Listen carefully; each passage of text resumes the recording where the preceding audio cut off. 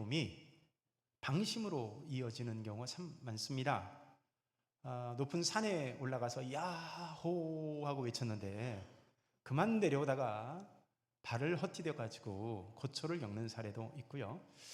실제로 인생에서도 넘어지는 경우를 보게 되면 큰 성공이나 은혜를 경험한 이후에 그만 방심하고 자만해져 가지고 불행을 참 겪게 되는 그런 불행한 결과를 맞이하는 경우가 참 의외로 많이 있다는 거예요. 성공한 직후의 마음이 이 경계가 풀어져 가지고 자만심으로 패배하는 것, 자 이거를 이런 현상을 심리학적으로 승리병이라고 합니다. 오늘날 이런 승리병에 도취되어 있는 분들이 종종 많이 있다는 거예요. 스포츠 경기에서도 그런 사례가 참 많은데 다 이겼다고 자만하다가 끝에 가서 망한 사례가 사실 한두 번이 아닙니다. 1999년 UEFA 챔피언스 리그 결승전이 진행 중이었는데요. 당시에 바이에른 뮌헨이 앞서가고 있었습니다. 팀 정비가 잘 된 이 바이에른 뮌헨이요 89분까지 1대0으로 앞서고 있었어요. 자, 여러분 아시다시피 상식 축구 경기가 몇 분 진행이 되죠? 90분이잖아요. 그죠? 45분이라고 한 것은 전반전만 말하는 거죠. 그러니까 90분 경기인데 89분까지 1대0으로 앞서니까 어때요? 마지막 공식 시간은 1분 남긴 거 아니겠어요? 자, 그렇게 89분까지 뮌헨이 1대0으로 앞서자 벤치와 관중석에서는 이미 이겼다라고 하는 이 분위기가 압도적이었습니다. 그래서 리그 대회 관계자들은요 결승 우승 트로피에 이 뮌헨의 빨간색과 하얀색이 섞인 이 리본을 묶기 시작했고요. 당시 회장이었던 레나르트 요한손은 시상하기 위해서 자리에서 일어나서 관중석을 떠났습니다. 그리고 몇몇 뮌헨 선수들은 교체할 때 하이파이브를 하면서 이겼다 이렇게 생각하면서 시간을 끌었고 독일 팬들은 승리에 축하 노래를 불렀습니다. 근데요 여기서 끝나면 제가 왜 얘기를 하겠어요, 그죠? 기적같이 90분이 지나고 추가 시간 1분이 지난 시점에서 왼발의 달인 베컴이 올린 코너킥을 쉐링엄이 밀어 넣어서 동점으로 만들었습니다. 언제요? 추가 시간 1분에, 그러니까 91분에 동점이 된 거예요. 그리고 또 한 번 다시 2분이 지난 추가 시간에요. 다시 말해서 93분에 또 한 번에 코너에서 올라온 공을 솔샤르가 골을 넣어가지고요. 단 3분 만에 두 골이 터져가지고 2대1로 역전되는 놀라운 기적 같은 일이 벌어졌습니다. 그리고 당시 신문에 기사에 어떻게 실렸냐면 이미 달았던 리본의 주인이 바뀌었다 이렇게 실렸어요. 이미 달았던 리본의 주인이 바뀌었다. 여러분 다 승리했다고 하는 자만과 방심이 이런 결과를 빚은 거죠. 우리가 인생이라고 하는 경기를 우리가 하면서 살아가고 있는 거거든요. 그러니까 끝날 때까지 끝난 게 아니에요. 이긴 것 같아도 이긴 게 아닙니다. 패배자 같고 진 것 같아도 진 게 아니에요. 여러분 우리는 마지막까지 최선을 다하는 인생 경주를 해야 될 줄로 믿습니다. 얼마나 많은 사람들이 승리한 이후에 자만해짐으로 인해 가지고 이 소위 승리병에 도취해 가지고 철저하게 처참한 실패를 경험하는지 모릅니다.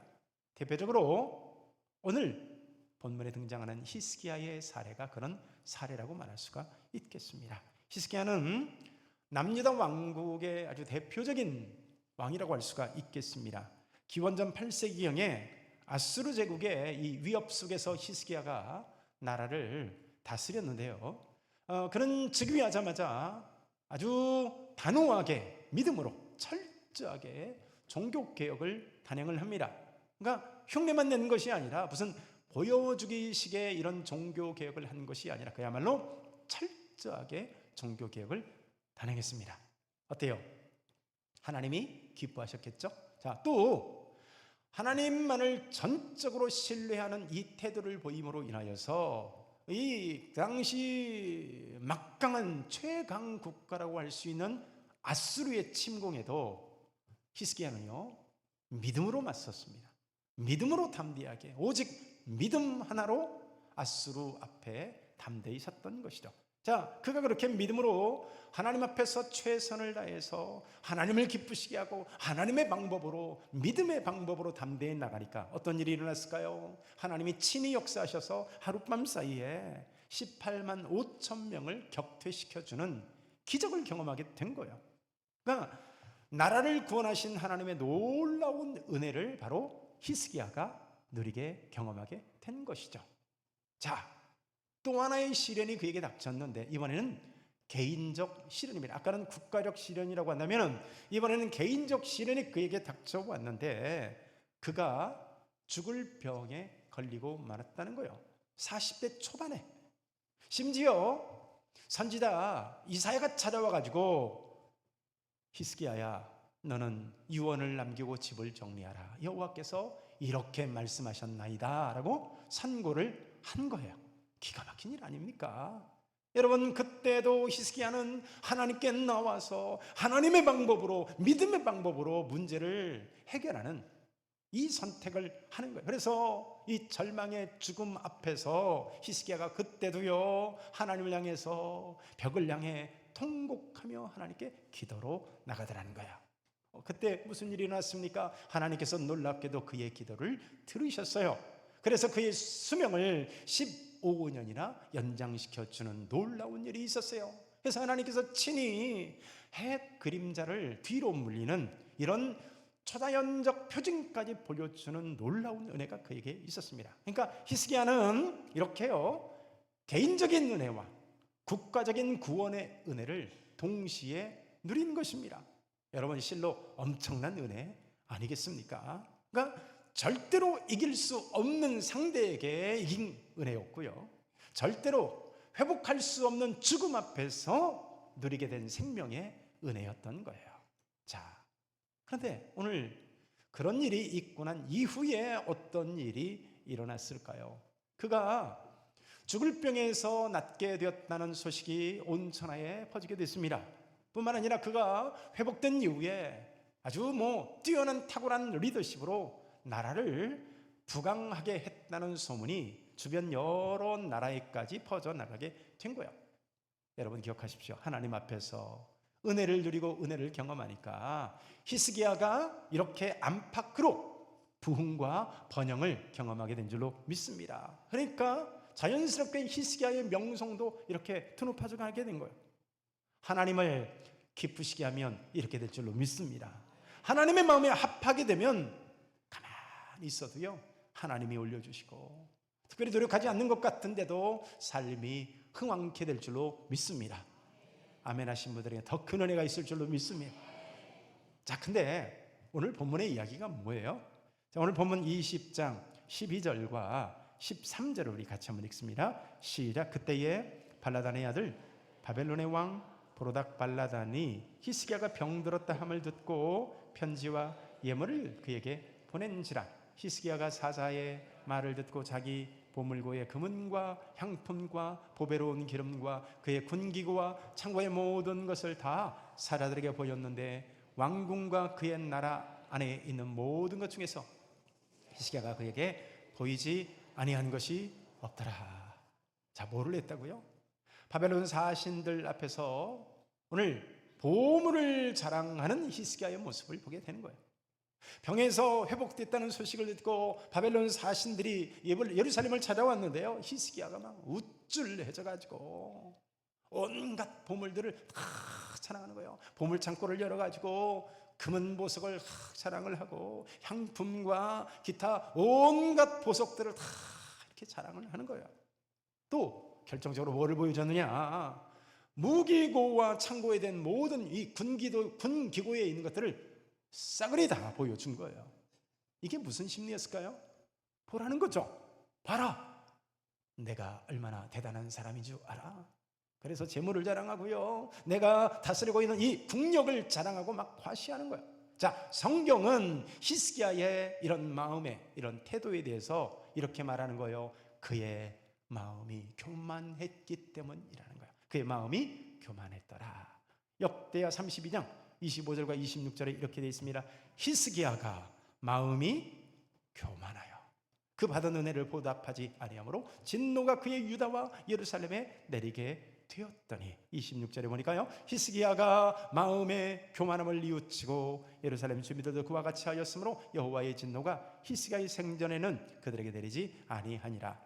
여기 성경에 히스기야에 대해서 지금 어떻게 진술하고 있어요? 그의 마음이 교만했더라는 거예요.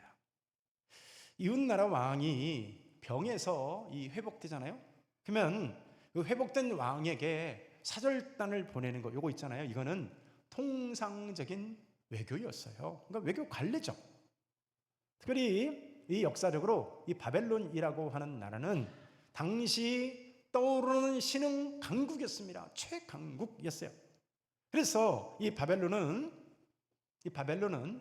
아수르를 어떻게든 막아야 되겠다라는 생각으로, 자, 어떻게 하면 이웃 나라들과 동맹을 할까 하면서 이 나라 저 나라 살펴보면서, 자, 오늘 화친하고 동맹을 맺을 나라가 어디에 있을까? 자, 그 리스트 안에 누가 들었어요? 이 유다도 포함되어 있는 거예요. 그러니까 사절단을 보내지만 사실은요, 염탐하고 정탐을 하는 거예요. 이 나라 사정이 어떤지, 이 나라의 군대와 전략은 어떤지, 이 나라의 이 재정 상태는 어떤지, 여러분 굉장히 중요한 거죠. 근데 히스기야가 알아서 다 보여준 거예요.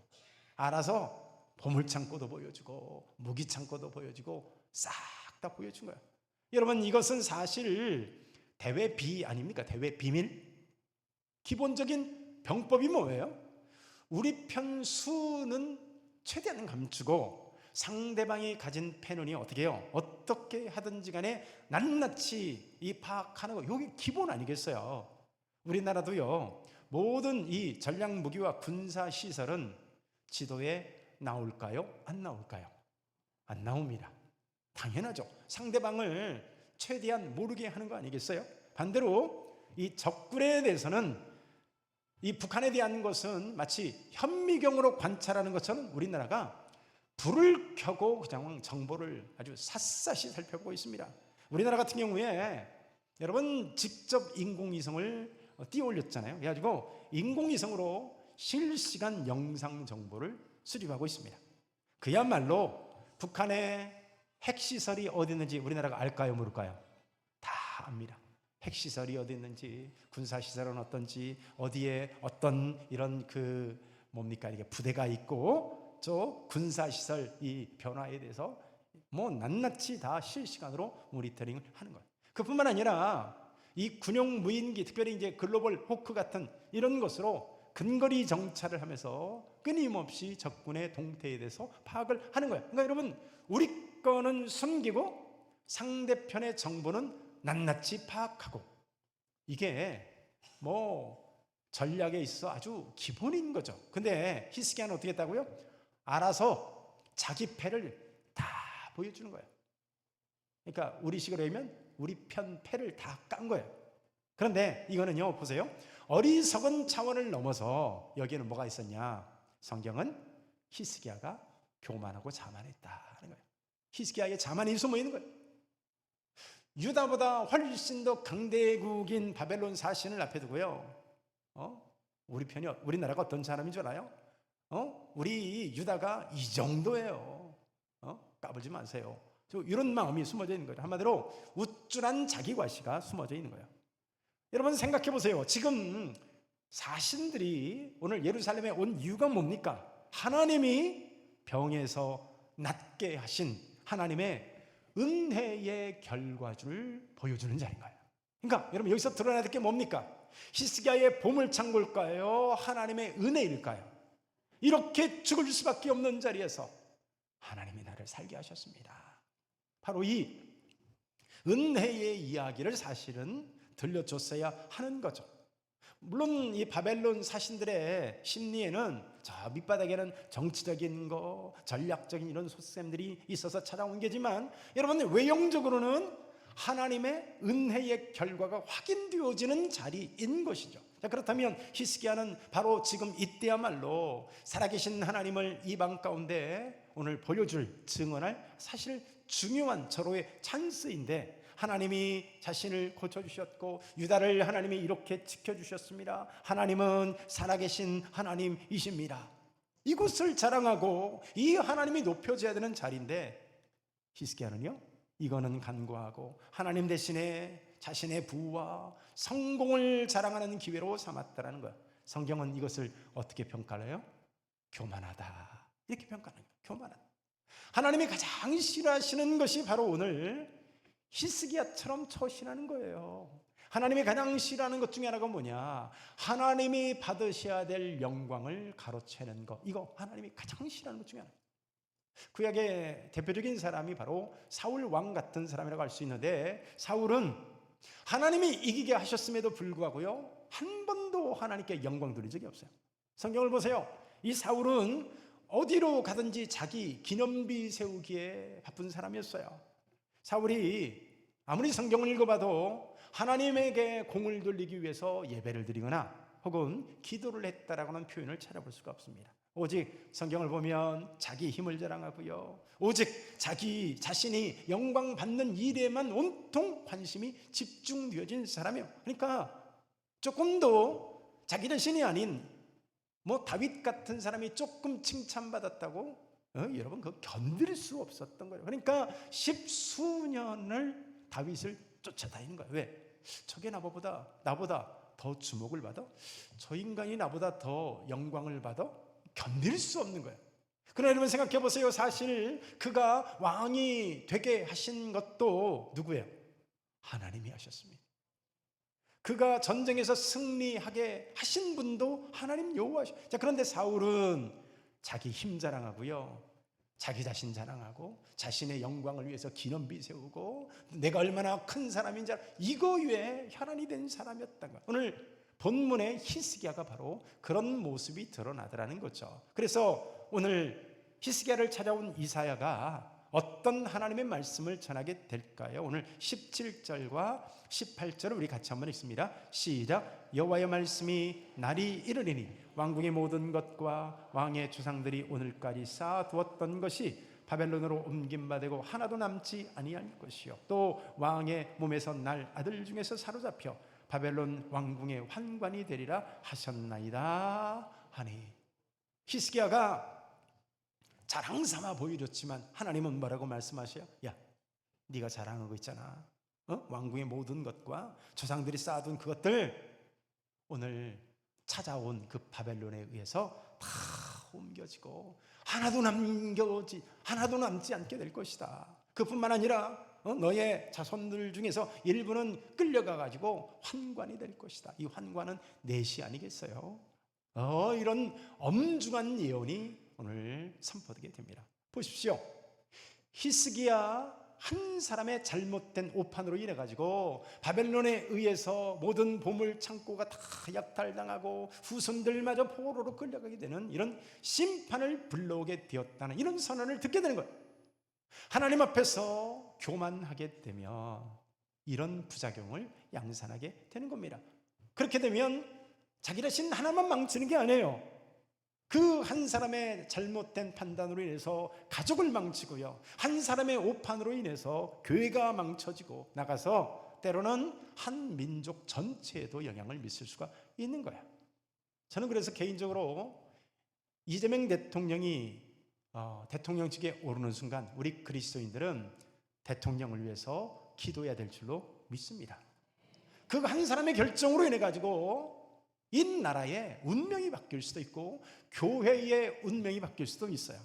그 한 사람의 오판으로 인해 가지고 때로는 교회 전체가 심각한 영향 가운데 들 수도 있고요, 가정이 영향을 받고 오늘 온 국민이 영향을 받게 되는 거예요. 그러니까 여러분 기도해야 될 줄로 믿습니다. 히스기야에게 찾아온 이 교만은 사실 우연이 아니었습니다. 성경은 어떻게 말할까요? 우리 25절 우리 같이 한번 읽습니다. 시작. 히스기야가 마음이 교만하여 그 받은 은혜를 보답하지 아니하므로 진노가 그와 유다와 예루살렘에 내리게 되었더니. 여기 보니까 왜 교만해졌냐를 두고서 성경은 어떻게 말해요? 그 받은 은혜를 보답하지 아니하므로. 받은 은혜를 보답하지 아니하. 그러니까 여러분, 100% 망하고 100% 죽을 수밖에 없는 강대국 아수르의 손에서 건짐만 되지 않았습니까? 그런데 이 은혜를 기억하지 않더라는 거예요. 이 은혜를 마치 먹다만 하드 껍질처럼 내던져 버렸던 거예요. 저는 개인적으로 우리나라도 마찬가지라고 생각합니다. 돌아오는 수요일이 6.25 기념일입니다. 6.25 전쟁 당시에 이 소련제 탱크를 앞세운 북한군이요, 놀랍게도 단 3일 만에 서울을 완전히 점령을 합니다. 단 3일이었어요. 그냥 발 들여놓는 게 아니라 불과 사흘 만에 이 대한민국의 수도 서울이요, 적군의 손에 떨어지게 된 거예요. 이 정부와 군 수뇌부는 우왕좌왕하면서 이 초기 대응에 완전히 실패를 합니다. 그래서 오죽하면 시민들과 군인들이 제대로 건너기도 전에 피난하지도 못한 상태였는데 한강철교를 폭파해야만 했을까요? 그래서 이 한강대교를 폭파함으로 인해서 한국군의 사기는요, 그야말로 바닥을 치게 됩니다. 그리고 순식간에 밀리고 밀려서 마지막 남겨둔 전선이 뭐예요? 그게 바로 낙동강 전선 하나였어요. 그 마지막 낙동강 전선 무너지면 우리나라가 지금의 북한처럼 되는 거죠. 당시에 인천 상륙작전에 대해서요, 찬성보다 반대가 압도적으로 많았어요. 그러니까 확률 5,000분의 1이라고 그랬기 때문에 메가단을 제외하고는 거의 모든 군 지휘관들이요, 싹 전부 반대를 했습니다. 당시 참모총장은요, 이건 자살행위다 라면서 반대를 했고, 공군 참모총장도 이건 너무나도 불합리한 작전입니다 라고 하면서 반대를 했어요. 8군 사령관 워커 중장 역시 이건 미친 짓입니다, 이렇게 심한 발언까지 해가면서 반대를 했고, 해군 작전 참모들 역시, 지금 이게 이제 인천 상륙 작전이니까 해군에 속한 거 아니겠어요? 해군 작전 참모들 역시 이 서해안은 조석 간만의 차이가 너무 극심하기 때문에 이런 해상 조건 때문에 절대로 불가능한 작전입니다. 해서 경절히 반대를 했다고 해요. 근데 여러분, 지금 이 나라가 어떻게 됐을까요? 확률 5,000분의 1을 뚫고 인천 상륙 작전이 성공한 이후에 70년 남짓 지난 이 나라가 어떻게 됐냐고요. 제가 한 2주 전에 미국에서 가장 영향력을 발휘하는 US 뉴스와 월드 리포트라고 하는 이 경제 전문지가 있거든요. 시사 전문지인데 이게 어떻게 발표를 했냐면 전 세계 가장 강력한 나라 순위, 강대국 순위를 정했는데요, 대한민국이 6위였습니다. 여러분 놀랍지 않으세요? 대한민국이 6위예요. 우리의 영원한 라이벌 일본은 몇 위였을까요? 8위입니다. 여러분, 위로 미국, 그 다음에 중국, 그 다음에 러시아, 그 다음에 바로 위로 우리 대한민국 바로 위로 영국과 독일이 있고 그 다음에 대한민국인 거예요. 우리 대한민국 밑으로 어떤 나라가 있는지 아세요? 그 막강한 프랑스가 7위입니다. 우리나라가요 6위였어요. 여러분 생각해 보세요. 대한민국이, 그러니까 요 지표는 단순히 무슨 수출을 많이 한다 뭐 이거 아니에요. 무슨 K-팝이, 그게 아니라 그 나라의 전체를 종합적으로 다 평가를 했더니 국방, 경제, 그다음에 외국, 해외, 글로벌에 미치는 문화부터 시작해가지고 아무튼 여러 가지 모든 지표를 다 매겨서 순위 조사를 했더니 우리나라가 6위라는 거예요. 여러분, 전쟁 폐허 가운데서 정말 말도 안 되는 기적 아니겠어요? 전 세계 후진국, 이 개발도상국에서 유일하게 선진국으로 진입한 유일한 사례가 대한민국밖에 없습니다. 여러분, 이 사례는 앞으로도 두 번 다시 있지 않는다고 수많은 학자들은 입을 모아서 얘기를 합니다. 왜 그럴까요? 우리나라처럼 앞으로 이제 선진국이 되려면 반도체를 비롯해가지고 첨단 IT, 뭐 인공지능 AI부터 시작해가지고 여러분 이런 것들을 첨단 기술을 확보해야 되는데 이건 불가능하다는 거예요. 그러니까 이거는 단순히 몇 사람이나 국민들이 우리 한번 해보자 으쌰으쌰 한다고 되는 게 아니라 이런 반도체 기술, AI 기술, 첨단 기술 이런 것들은 이미 가진 사람들만 더 잘 되는, 그러니까 구글이 더 잘 되고, 그다음에 뭐 오픈 AI가 더 잘 되고 부터 시작해가지고 엔비디아가 더 잘 되고, 그러니까 있는 첨단 기술이 더 확보되는 거지. 저 베트남이라든가 필리핀 이런 나라가 대통령이 어느 날 우리 해보자 한다고 되는 게 아니라는 거예요. 네, 여러분, 한국은 기가 막힌 타이밍에 올라탔습니다. 그래서 전쟁 폐허에서 헬로 초콜릿 기금이 해가지고 미군들 따라다니면서 그 1달러 혹은 초콜릿 넣어먹으려고 다녔던 이 나라를 하나님이 이런 대한민국으로 은혜를 주신 줄로 믿습니다. 하나님이 마지막 낙동강 전선에서 하나님이 건져주셨고요, 이 나라를 전 세계가 흠모하는 나라로 되게 만들었어요. 저는 많이 봤어요. 외국에 있는 이런 뭐 우즈베키스탄이라든가 등등 이런 여러 외국에 있는 사람들이, 저 중동에 있는 사람들이 대한민국 공항에 들어오면서 막 울어요. 꿈에도 소원 한번 가보고 싶었던 이 나라에 내가 드디어 오게 됐다고 펑펑 우는 것을 봤어요. 네, 여러분, 정말 그런 대한민국에서 사는 우리는 정말 하나님의 은혜를 기억하는 나라인가? 에이즈가요 2020년부터 3년 동안 매년 평균 20% 이상 올라가고 있다고 그래요, 수치가. 여러분, 요즘 마약 때문에 난리인데 2023년에 전년 대비 27,611명이 늘었어요. 전년 대비, 그러니까 50.1%가 증가한 거예요. 어느 나라가요? 미국이 아니라, 영국이 아니라 대한민국이 그랬다는 거예요. 우리나라 마약 사범이 2023년에 27,611명이 됐어요. 여러분, 이것은 역대 최고치를 갈아치운 거예요. 전 세계에서 가장 많은 음란물을 소비하는 나라 1위가 대한민국입니다. 전 세계에서 소주를 가장 많이 마시는 나라가 대한민국이에요. 특별히 이 포금을 많이 하는 나라. 포금이 뭐죠? 먹고 개가 될 때까지 마시는 걸 포금이라고 하잖아요. 이게 OECD 평균 2배라고 합니다. 과연 하나님의 은혜를 기억하는 나라인가? 우리는 돌아봐야 될 줄로 믿습니다. 우리의 모습이 히스기야의 모습은 아닌가? 참으로 다행인 것은 이 나라에 1,000만 그리스도인이 있다는 사실입니다. 바로 이 저와 여러분들이, 이 그리스도인들이 이 나라를 지키는 의인 10명에 해당된다고 믿습니다. 소돔과 고모라가 의인 10명이 있었다면요, 그 의인 10명 때문에 절대로 그들은 멸망하지 않았을 거예요. 그들이 망한 것은 타락도 있었지만 그 나라를 지키는 여러분들과 같은 의인 10명이 없었던 거예요. 우리나라에 의인 이 10명 역할을 하는 것이, 저는 이 자리에 있는 여러분들과 같은 그리스도인이라고 저는 굳게 믿습니다. 우리 그리스도인들이야말로 하나님 앞에서 이 나라에서 의와 공도를 실현하는 최후의 보루인 거예요. 사법도 아니고 국회의원들도 아니고 뭐 가면 끌려 내려오는 대통령도 아니라, 저는 이 나라의 의와 공도에 있어서 최후의 보루 역할을 하는 존재가 누구냐? 이 자리에서 예배하고 있는 저와 여러분들이라고 믿습니다. 그게 사명이고 그게 역할인 거예요. 이거는 저는 마땅히 해야 될 저와 여러분들의 사명인 줄로 믿습니다. 사랑하는 성도 여러분, 은혜를 기억하시기를 축원합니다.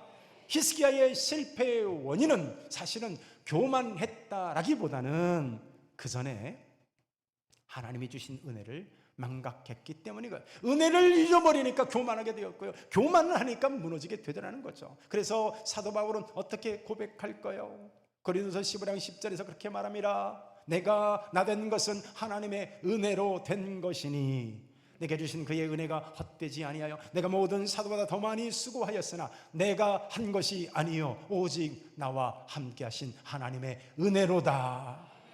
바울은요 늘 자신을 쳐서 복종시키면서 이 말을 입에다 달고 살았어요. 내가 나된 것은 하나님의 은혜로다. 교회를 아무리 많이 세우고 아무리 많은 전도를 하고 아무리 많은 사람들을 질병 가운데 치유하는 놀라운 역사가 나타난다 할지라도 내가 나된 것은 하나님의 은혜로다 인 거죠. 여러분, 대한민국 2025년 6월 마지막 이 한 주간을 달려가는 여러분들, 잘 먹고 잘 살아도 하나님의 은혜로다. 평안한 삶이어도 하나님의 은혜로다. 자녀가 잘 되십니까? 하나님의 은혜로다. 여러분 어떤 위치에 있습니까? 어떤 평안 가운데 있습니까? 사랑하는 성도 여러분, 은혜를 잊지 마시기를 축원합니다. 은혜를 망각하고 내가 하나님 자리에 앉는 순간 우리는 모든 것을 잃어버릴 수 있음을 기억해야 돼요. 오늘도 하나님의 은혜를 기억하며 정말 겸손히 동행함으로 더 풍성한 은혜 가운데 머물 수 있는 저와 여러분들이 될 수 있기를 축원합니다. 우리 한 목소리로 한번 기도하기를 원합니다. 하나님, 받은 은혜를 잊지 않는 겸손한 마음을 하나님 우리에게 허락하여 주시기를 원합니다. 하나님, 날마다 하나님의 은혜를 고백하며 살아가는 우리 되게 하여 주옵소서. 이 나라의 지도자들이 하나님을 경외하며 공의로 이 나라를 이끌게 하여 주옵소서. 우리 한 목소리로 한번 기도합니다. 하나님 아버지, 오늘 히스기야처럼 은혜를 망각하는 우리는 아닙니까? 하나님의 바른 은혜를 기억하는 겸손한 마음을 참으로 얻으며 살아가는 우리 되게 하여 주옵소서. 하나님 아버지, 날마다 하나님의 은혜를 고백하며 살기를 원합니다. 은혜를 잃어버리는 순간 교만하게 되고 교만했을 때 우리는 무너질 수밖에 없음을 기억하기 원합니다. 하나님 아버지, 이 나라의 지도자 대통령을 비롯하여서 아버지 모든 지도자들이 하나님을 두려워하는 이들 되게 하여 주옵소서. 하나님 아버지, 이 나라가 의와 공도가 흐르게 하여 주시고 아버지 정의와 참으로 공의가 강물처럼 흐르는 이 나라 되게 하여 주옵소서.